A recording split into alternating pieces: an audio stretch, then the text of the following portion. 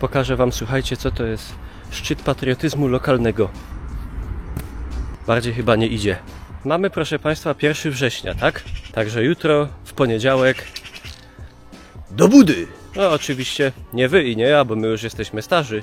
Wobec tego dnia chciałbym dzisiaj pochylić się nad niezwykle ważną kwestią. Zapewne jak jeszcze uczęszczaliście do szkoły, to nie jeden z waszych nauczycieli twierdził, że, cytuję, jeszcze zatęsknicie za szkołą, albo jeszcze będziecie kiedyś chcieli wrócić do szkoły. W sensie w przyszłości, w dorosłym życiu. No i czy pan Niklaus zatęsknił kiedyś i zechciał wrócić do szkoły? Otóż najpierw krótki rys. Słuchajcie, moja edukacja przebiegła fajnie, bo w zasadzie 90% jej etapów zaliczyłem w odległości do 7 minut pieszo od domu.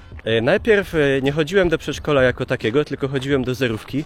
Chodziłem do pięknego starego budynku, tak zwanego powszechnie konwiktu, bo wybudowany na początku XX wieku piękny ceglany budynek to był pierw tak zwany konwikt biskupi.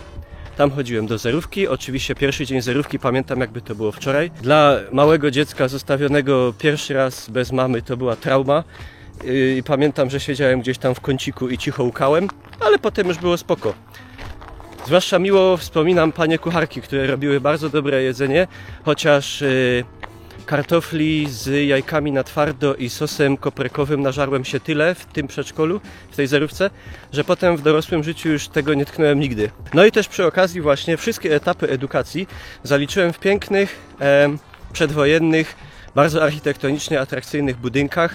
Także nie zaliczyłem żadnej klasycznej tysiąclatki, jakiegoś kloca, tylko wszystkie były naprawdę bardzo, bardzo ładne. Potem podstawówka numer 5. Też przepiękny budynek linkierowej cegły, kiedyś przed wojną tak zwana Brüning-Schule, na cześć naszego najznamienitszego nadburmistrza pana Georga Brüninga. Super czas, super nauczyciele. Pierwsze takie poważne znajomości, bardzo miło mi upłynął. Potem gimnazjum, oddalone od tego miejsca dosłownie o może jakieś 300 metrów. Tak gimnazjum numer 1, już nie gimnazjum, no bo oczywiście już nie ma gimnazjów. Tak zwana obiegowo Pulokschule albo Puloki, Luloki pod Pulokami, no bo fasadę tego budynku wieńczą takie dostojne figury panów, którzy stoją, no i po prostu mają ordynarnie na wierzch wywalone luloki, no. Potem jeszcze bliżej od tego, bo może jakieś 50 metrów, ukończyłem liceum numer 1 imienia Jana Smolenia. Też bardzo piękny, stary z początku XX wieku budynek. Bardzo prestiżowa szkoła, znaczy ponoć.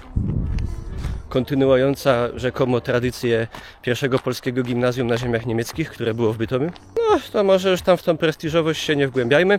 W każdym razie ukończyłem, zdałem maturę z nie najgorszymi wynikami.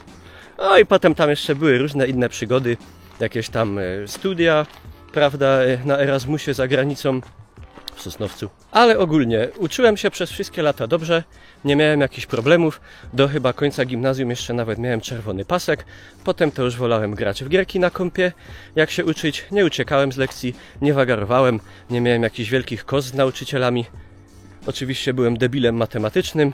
Matematyka często wraca do mnie do dziś w snach.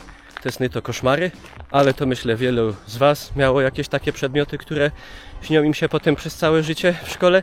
No i konkludując, czy wróciłbym do szkoły? Otóż nie, nigdy.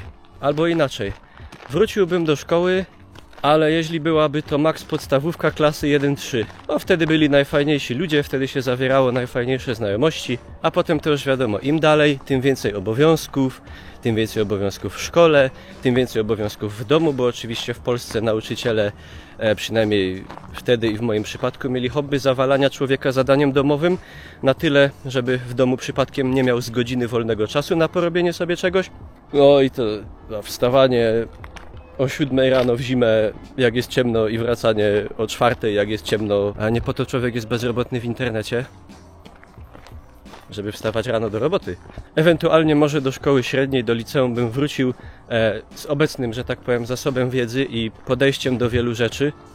To znaczy miałbym na wiele więcej rzeczy niż wtedy, po prostu, krótko mówiąc, wyjebane. A wtedy się przejmowałem. No i chyba tylko po to, żeby się spotkać ze znajomymi i porobić sobie bekę z nauczycieli. Wiem, że niektórzy z różnych etapów edukacji moi nauczyciele mnie tu prawdopodobnie oglądają. Także bardzo Państwa serdecznie pozdrawiam. Dziękuję, żeście mnie tak pięknie wyedukowali. No. Także podsumowując tak zusammen do kupy, ja do etapu życiowego edukacji szkolnej bym nie wrócił. Zresztą na studia też nie. W sumie to tym bardziej nie. No chyba, że tak jak mówię, do jakiejś początkowej podstawówki i na krótko. Przy czym, jak mówię, jednocześnie szkołę wspominam bardzo fajnie.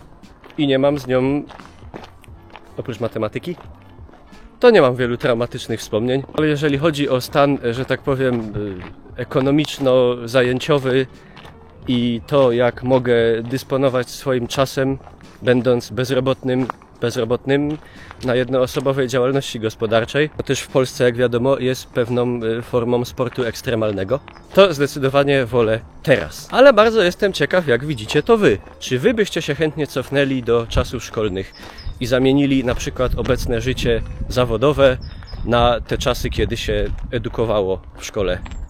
To jest fajny temat, myślę, dość taki nośny i szeroki do podyskutowania fajnego. Także zachęcam do szkrobnięcia czegoś tam, do pozostawienia po sobie jakiegoś śladu. A ja idę. Idę, bo dzisiaj dopiero 9:741. Ja ze sportów ekstremalnych, innych niż działalność gospodarcza, umiłowałem sobie ekstremalne spacery. To znaczy, jak dziennie nie wychodzę tak z 15 000 kroków, to potem tak siedzę w domu i tak...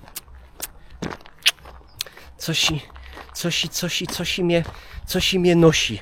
Dzięki Wam za uwagę, trzymcie się zdrowo i korzystajcie z aury, póki jeszcze jest tak fajnie. Nara.